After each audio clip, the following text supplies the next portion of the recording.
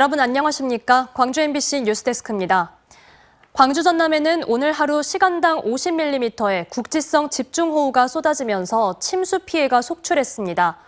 벼락 때문에 고압 전선이 끊어지면서 정전도 발생했고 어린이집에서는 천장이 무너져 하마터면 대형 인명피해가 날 뻔했습니다. 보도에 임지은 기자입니다.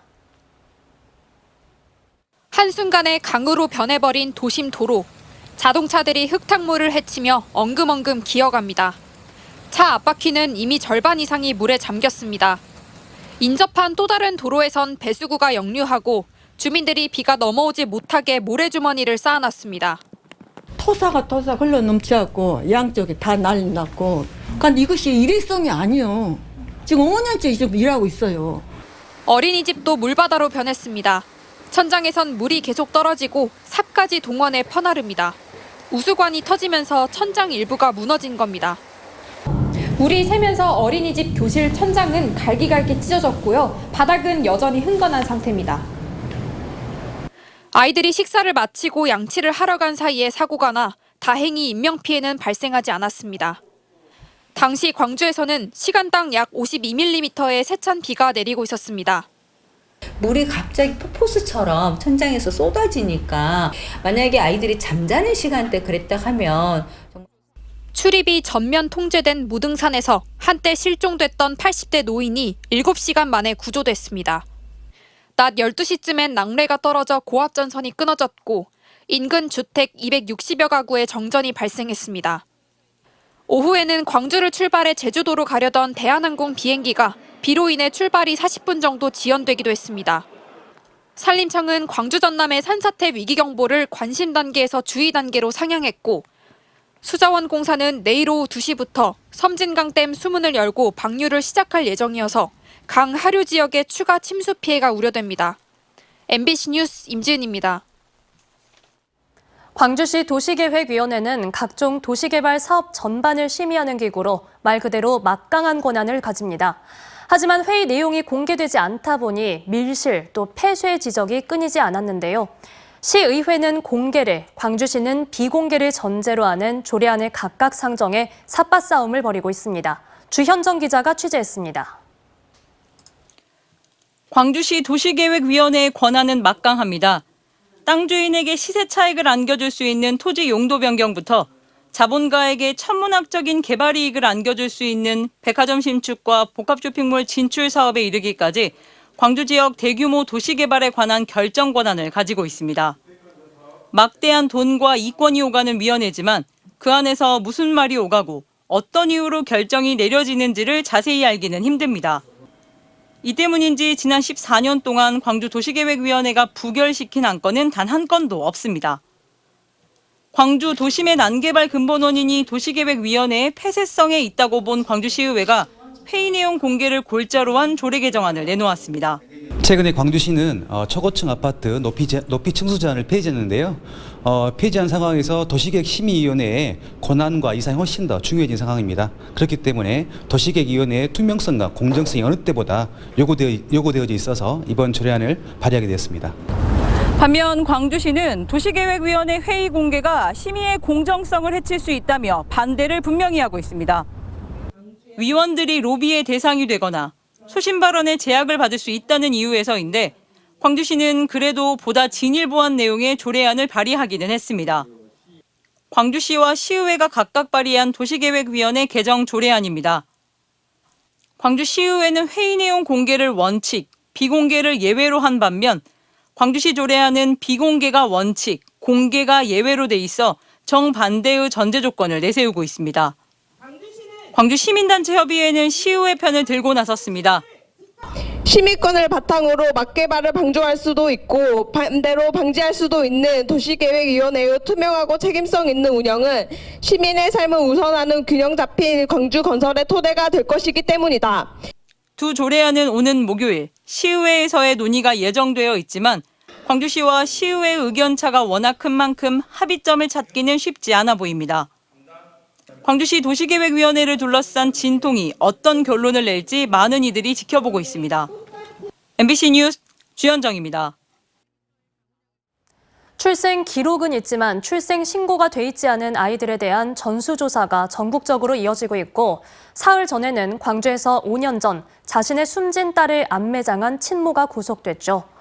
목포에서는 태어난 지 이틀 된 아들이 숨지자 광양의 한 야산에 암매장한 친모가 6년 만에 경찰에 붙잡혔습니다. 서희령 기자가 취재했습니다. 전남 광양의 한 야산. 빗속에서 경찰관들이 땅을 파고 있습니다. 그리고 흙에서 나온 것들을 일일이 확인합니다. 지난 2017년 10월 전남 광양에서 태어난 지 이틀 된 아들이 숨지자 암매장했다며 친모가 지목한 곳입니다. 경찰의 수색 작업이 이루어지고 있는 이곳에서는 보시는 것처럼 폴리스 라인이 쳐져 있습니다. 수사대차가 왔고 한 10여 명의 인원들이 막 여기저기 왔다 갔다 하니까 말뿐 걱정할 수밖에 없는 상황이었고 저기는 전혀 사람들 오갈 때가 아니에요. 경찰은 친모인 30대 여성을 아동학대 치사 혐의로 긴급 체포했습니다. 이 여성은 6년 전 목포의 한 병원에서 아이를 출산한 뒤 광양의 친정어머니 집으로 갔습니다. 그런데 잠시 화장실에 다녀와 보니 아이가 숨을 쉬지 않아 친정집 인근 뒷산에 묻었다고 경찰에 진술한 것으로 알려졌습니다. 아이의 출산 사실을 모두에게 숨겼다고 진술합니다. 그 동선이나 이런 게 좀 의심스럽긴 하다고 그렇긴 하지만 더 조사를 해봐야 된다. 앞서 출생 미신고 아동 전수조사를 벌인 목포시는 신생아 번호만 있는 이 여성의 아들 소재 파악에 나섰습니다. 하지만 여성이 전화를 피하고 방문 조사에서 아이 소재에 대해 정확히 말하지 않자 경찰에 수사 의뢰했습니다. 이분이 이제 대답도 잘 안 하고 아동 소재도 파악이 불가하고 이런 경우에는 우리 지침에 경찰서에다가 수사 의뢰를 하게끔 돼 있거든요. 경찰은 여성이 진술한 암매장 장소에서 수색을 이어나가는 한편 공범 여부 등 정확한 사건 경위를 조사한 뒤 구속영장을 신청할 예정입니다. MBC 뉴스 서희령입니다. 취재가 시작되자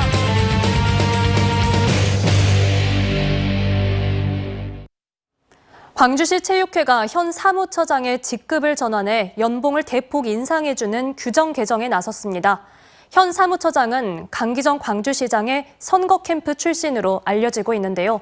선거 보은 인사를 넘어 혈세로 연봉까지 챙겨주려 하는 게 아니냐는 비판입니다.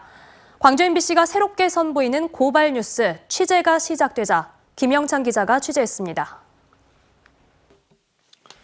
지난 2020년 첫 민선 시대를 맞은 광주시 체육회. 체육회 수장에 따라 사무처장 자리도 정해지는데 예산과 인사 권한의 영향력이 막대합니다.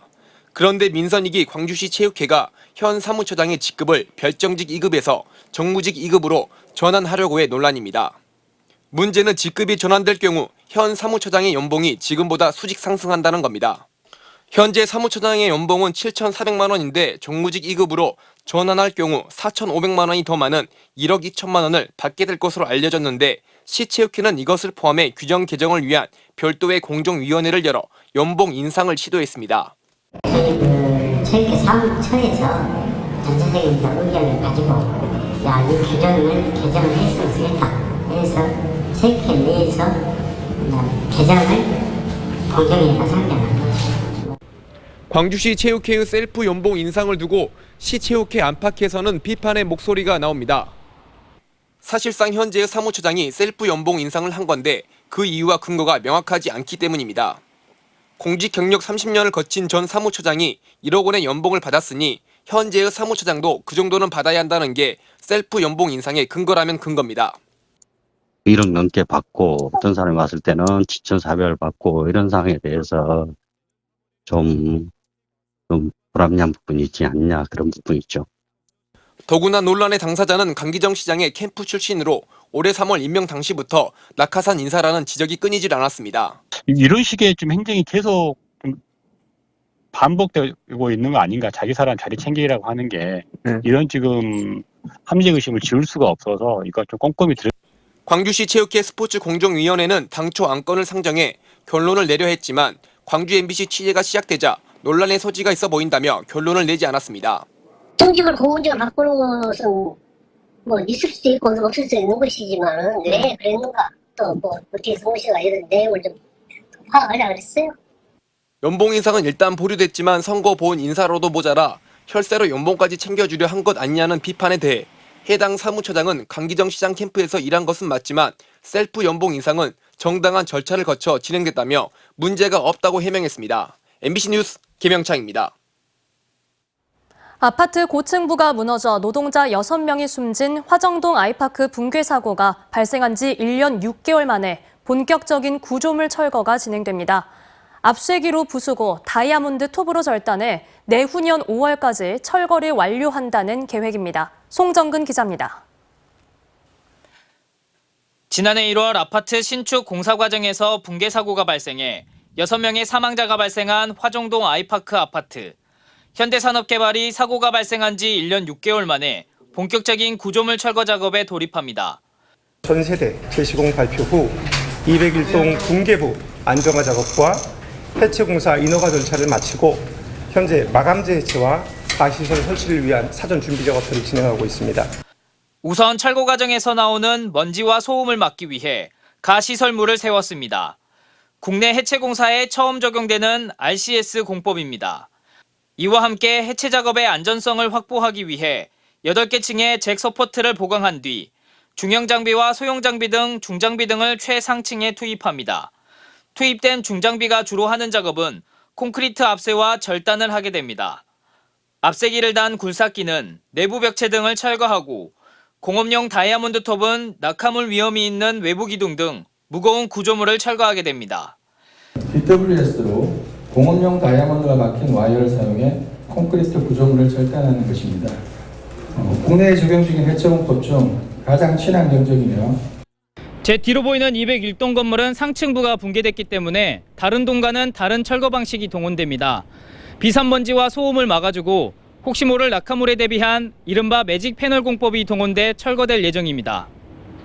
철거 공사는 오는 2025년 5월까지 완료할 예정이고 재시공 등을 거쳐 오는 2027년 12월엔 입주민들이 집에 들어갈 수 있도록 한다는 방침입니다. 본격적인 철거를 앞두고 일부 주변 상인들은 우려의 목소리를 내고 있습니다.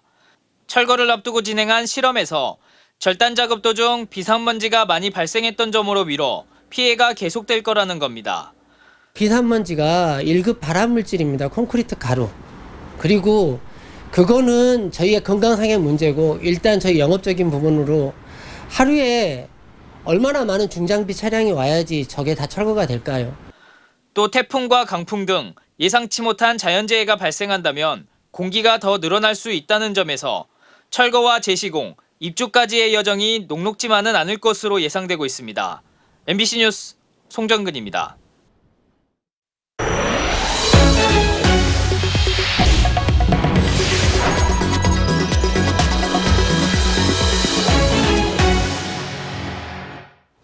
(3년) 후에는 한 가족이 드론 택시를 타고 국립공원 파령산과 남해안의 절경을 하늘에서 관광할 수 있을 걸로 보입니다. 다음 달부터 고흥에서 KUAM 한국형 도심항공교통 실증 사업이 시작되면 고흥군은 가장 먼저 관광 드론을 띄운다는 구상입니다. 최우식 기자가 보도합니다. 국토교통부는 국내에서는 유일하게 고흥항공센터에 KUAM 한국형 도심항공교통 1단계 실증을 위한 드론 이착륙장인 버티포트와 경납고 등을 구축하고 있습니다. 현재 공정률은 75%, 빠르면 다음 달부터 46개 기업이 12개 컨소시엄을 구성해 기체 운영과 안전성 검증, 통신망 구축 등 개활지 실증을 시작합니다. 국내외에서 개발한 1인승 또는 5인승 드론이 고흥에서 실제 사람을 태울 준비 과정을 거치게 되는데 10월 말에 열리는 고흥 드론 엑스포에서 일반인들에게도 첫 선을 보일 것으로 기대됩니다. 8월부터는 개활지 실증을 고흥군에서 하게 되고요. 또 내년 8월부터는 도심 실증을 하게 되고 도심 실증이 끝나게 되면은 시범 사업을 추진하게 될 겁니다. 그래서 시범 사업을 우리 고흥군에서는 관광지를 오갈 수 있는 시범 사업을 참여하기 위해서 고흥군은 이 같은 국내 유일의 드론 실증 인프라를 활용해 전남도, 여수시 등과 공동으로 관광형 드론 택시 시범 운영을 계획하고 있습니다. 고흥군은 특히 나로우주 센터 주변에 자체적으로 버티포트를 만들어 파령산까지 해안선을 따라 300에서 600m 상공을 비행하는 항로를 개발 중입니다. 섬 박람회를 준비하는 여수시도 별도의 드론 관광 항로 개설에 관심을 갖고 있습니다. 앞으로는 하늘을 나는 택시를 타고 우리 군 주요 관광지를 관광하게 될 겁니다. 그래서 26년도부터는 도심 항공교통 관광형 지역 특화 시범사 공모에 선정될 수 있도록. 국내 첫 드론 버티포트가 들어설 고흥군. 2026년부터는 남해안 드론 관광이 시작되고 이후에는 드론 택시가 빌딩 숲을 날아다니는 공상 과학 영화가 고흥에서 현실이 될 전망입니다. MBC 뉴스 최우식입니다. 강기정 광주시장과 광주 신세계의 백화점 신축 확장안 반대 의사를 표명하고 있는 금호월드 상인들이 처음으로 마주 앉아 공동 상생 방안 강구를 논의했습니다. 양측은 오늘 광주시청 18층 회의실에서 면담하고 상인들은 시 소유 도로의 신세계 사업지 편입 반대 의사 피력을, 강 시장은 도시계획위원회 편입 결정 배경과 광주시의 후속 조치 등을 각각 설명했습니다. 광주시와 금호월드 관리단은 이날 양측의 제언을 기반으로 향후 광주 신세계가 참여하는 3자 협의체 구성 논의 등 상생 논의 창구 만들기 등도 약속했습니다. 광주 광산구가 박광태 전 광주시장 아들 소유의 토지 용도 변경에 특혜를 줬다는 의혹에 대해 박병규 구청장이 직접 나서 의심 정황이 발견되면 수사 의뢰까지 하겠다고 밝혔습니다. 박 구청장은 오늘 긴급 간담회를 열고 해당 용도 변경은 취임 전부터 진행됐던 사안으로 일부 제기된 특혜 의혹을 살펴보기 위해 최근 감사원에 직접 공익감사를 청구한 데 이어 별도의 자체 감사도 진행하고 있다고 설명했습니다. 그러면서 조사 결과 문제가 드러난다면 수사를 통해서라도 전후 사실을 밝히겠다고 말했습니다. 광주 북구 오룡동의 광주 시민의 숲내 물놀이장이 오는 22일부터 운영에 들어갑니다. 물놀이장은 다음 달인 8월 20일까지 월요일을 제외하고 매일 오전 10시부터 오후 5시까지 운영되며 13세 이하 어린이는 무료로 이용이 가능합니다. 광주 시민의 숲 수영장 물은 100% 수돗물로 매일 교체됩니다. 광주시는 안전관리요원 상시 배치로 시설 안전관리에도 주력하겠다고 밝혔습니다. 올해로 11회째를 맞는 전라남도의 주류 품평회인 우리술 품평회가 오늘 광주 MBC 공개홀에서 성황리에 열렸습니다.